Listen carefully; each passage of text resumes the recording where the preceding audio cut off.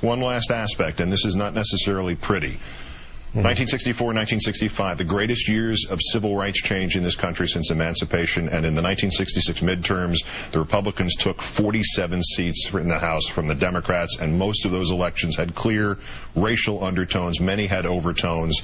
The Republicans and the Tea Partiers will tell you what happens with Scott Brown tonight, whether he wins or comes close, is a repudiation of Obama policies, and surely one of Obama's policies from the viewpoint of his opponents is it's okay to have this sea change in American history, to have an African-American president.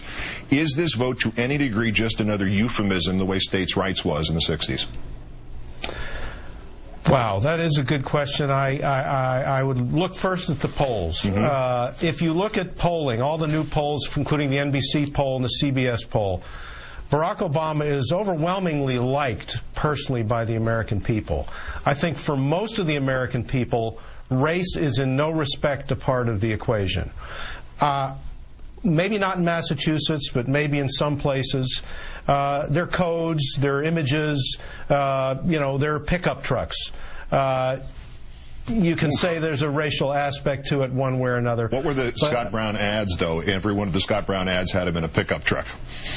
That's why I mentioned pickup trucks. I mean, my mind goes back to Fred Thompson down in Tennessee. But I really don't think, and having covered some of the Tea Party events down in Kentucky, which is where I used to be a reporter, and knowing the history of this, I don't think it's so much a matter of race, or even very, very much a matter of race at all, Keith. I think it's a matter of people in the suburbs and people outside of the cities feeling themselves not paid attention to by the, quote, elites. This is a problem that the Democratic Party has had year in and year out for decades. It's a code that Bill Clinton cracked. It's a code that to some extent Barack Obama cracked during the campaign. He won Virginia.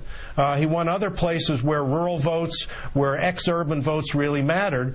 And I think race really in the end wasn't a factor for him overall. I don't see it as a big, you asked the question, I don't see it as a big factor yet in the Tea Party movement. I don't know that it will be.